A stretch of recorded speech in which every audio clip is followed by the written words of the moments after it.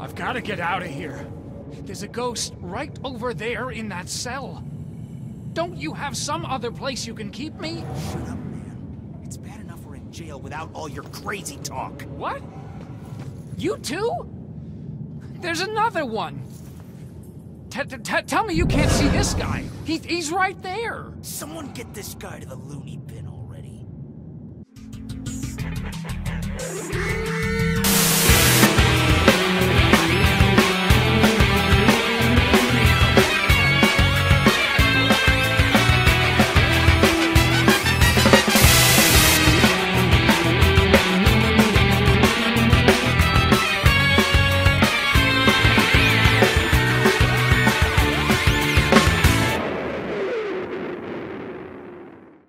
Coming to you from publisher Square Enix and developer Airtight Games.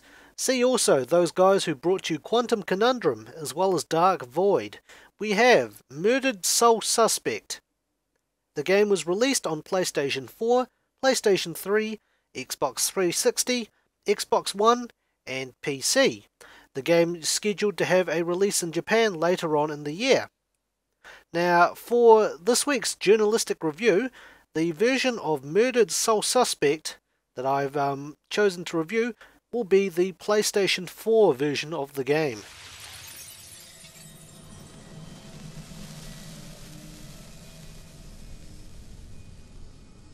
Nothing can touch you.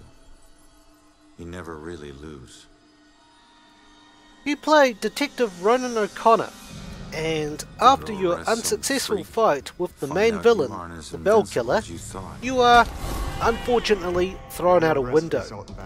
At this point, we learn that Ronan hasn't always been on the right side of the law, and after meeting his wife, turned over a new leaf. Unfortunately, shortly after he got married, his wife was tragically killed. Now, after Ronan hits the ground and we have a flashback of various points in his life, he has an out-of-body experience. Now you, playing as Ronan, attempt to get your spirit back into your body the same way that it came out of your body. And you find yourself face to face with the Bell Killer.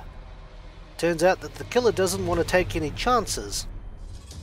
And so he decides to make sure that you're dead by shooting Ronan 7 times.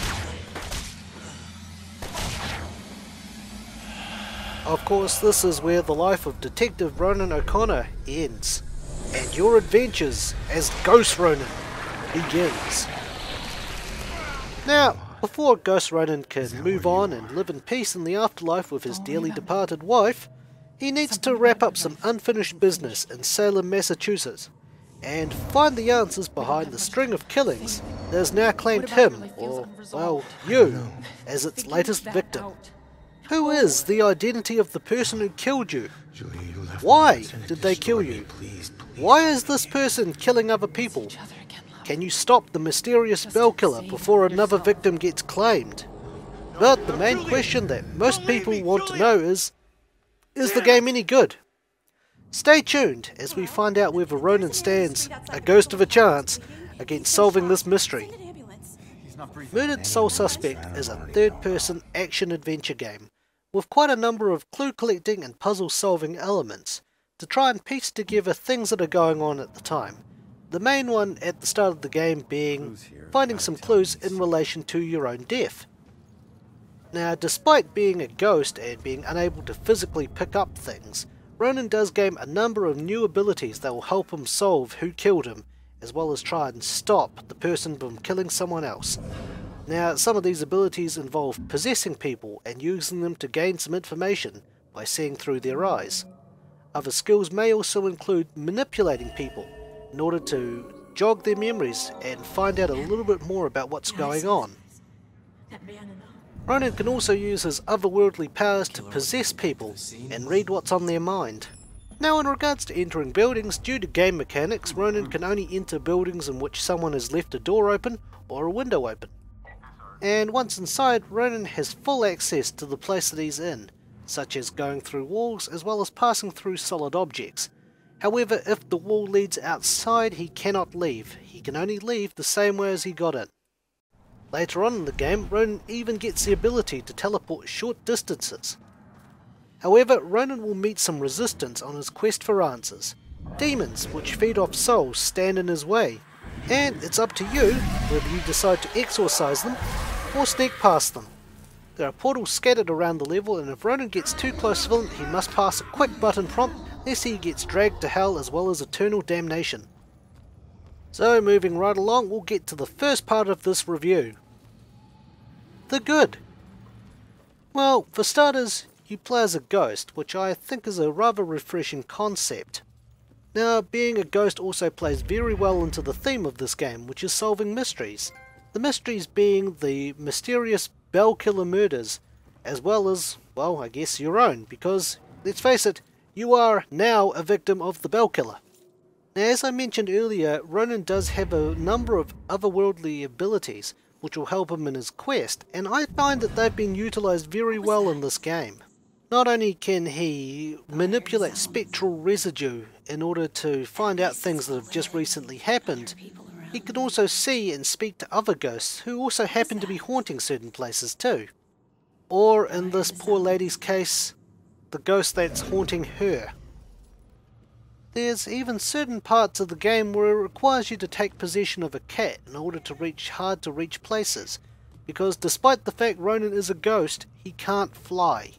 And by possessing a cat, it will enable him to reach those places that are on second floors.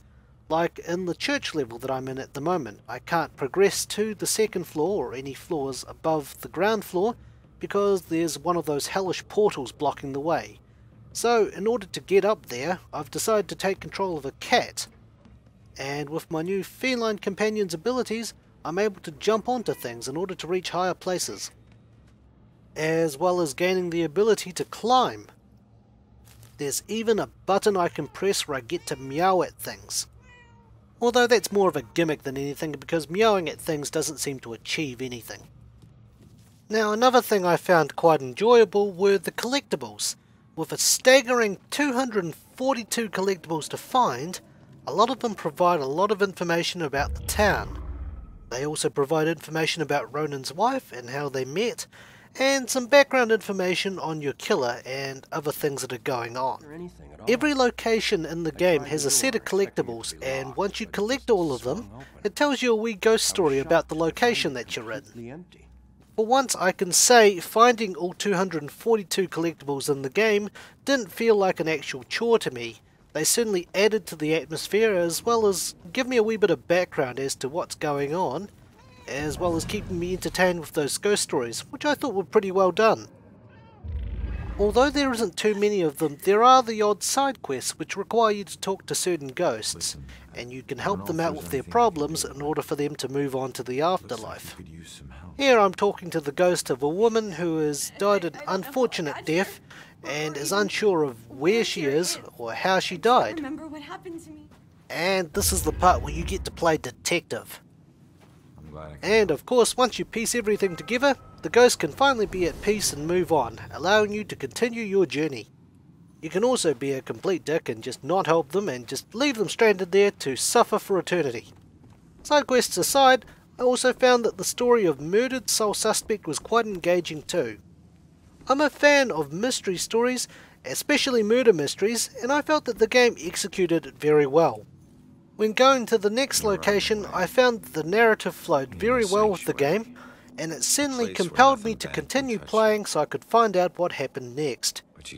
But unfortunately, not everything was good with this game, so from here we're going to move straight on to the bad. Hiding spots I found were pretty pointless in town. I can understand the hiding spots in some of the locations where you go to because they allow you to hide from demons. But why have hiding spots in town where demons aren't even present? The hiding spots were explained very early in the game as the residue of ghost souls so you can hide your presence from demons. So why did they pepper them around the town? Is it to emphasize the fact that there's residue everywhere? If so, why are they clustered in particular areas such as outside the police station? I just see the concept of ghost residue in town as unneeded and redundant. While we're here, the demons were another major complaint I had with the game. I felt that the amount of demons in the game generally made them minor threats to me. I could carelessly run around getting collectibles, clues, as well as general exploring without any fear of being killed, and that really killed, pun unintended, the difficulty of the game. The only indicator that tells me if demons were nearby is if I heard one scream as I was nearing them, they show up in a cutscene, or if I used one of my ghostly powers to see them through walls. In order to eliminate demons, I have to walk up behind them and exorcise them using a button press. I can also use crows to distract them while I exorcise them as well. Funny enough, demons appear to be attracted to ghostly crows. Another way that you can bypass demons is to just simply run straight past them, or around them as long as they don't see you in their cone of vision. To summarise, I felt the game wasn't providing enough hostile challenges for me, and that was far too easy as a result. Hell, even the final boss fight, if you could call it that, was pretty lackluster, as all you needed to do was just casually walk around things. Of course, if you do intend to play this game, for obvious reasons, I haven't posted any footage of it. Mission objectives appear to be bugged. The entire time I've been playing this game, the objectives that appear on screen are right, but when I check my menu screen, the only objective that it displays there is exit the attic, which is something that I did quite early in the game. There's also some points in this game where you have to help your partner escape from a particular area undetected. I'm wondering if it's even possible to lose these. All you need to do is simply distract the policeman or disable a camera using your ghostly abilities to enable your partner to escape safely. The fact that she's prepared to wait until you've provided the correct distraction, I just feel it makes the entire stealth section completely redundant. It doesn't add any sort of tension to the game whatsoever. Then you have the classic, same pedestrian in the same area thinking the same thing.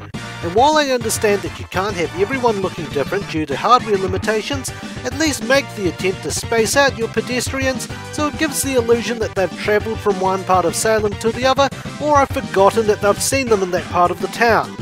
Another one I found was me getting stuck into the wall here as a result of an unintentional teleport.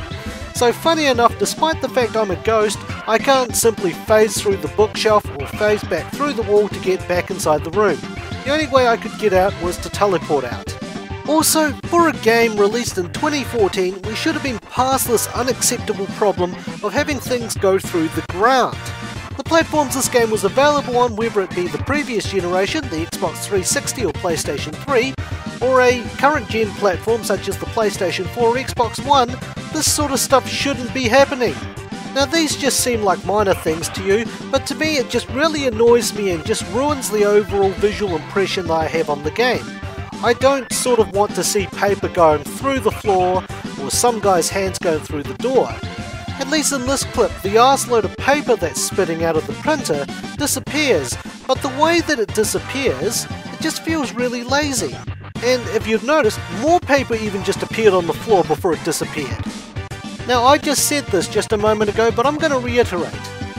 This is a game that was made in 2014.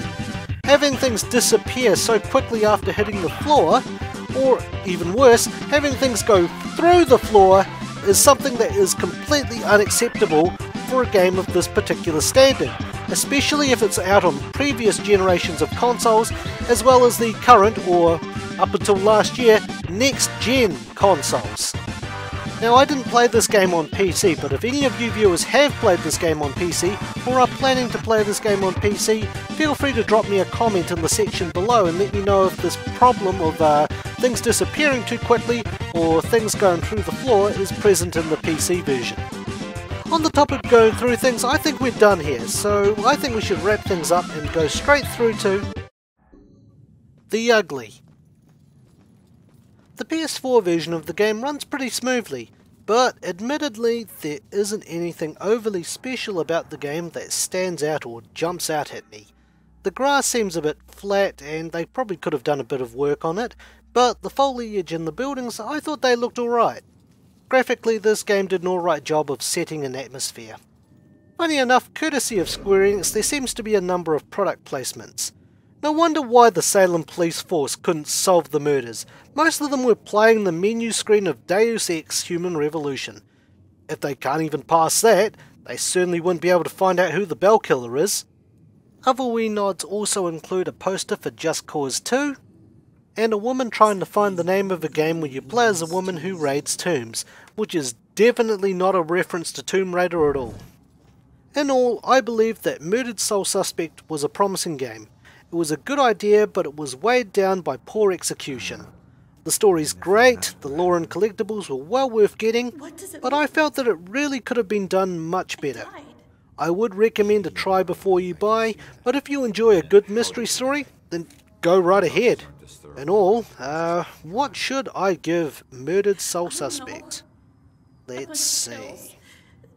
I think I'll rate this game a Casper the Friendly Ghost out of 13 ghosts. Wake up!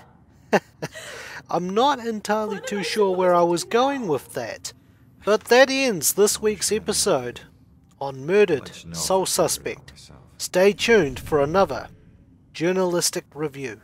This is all a bad dream.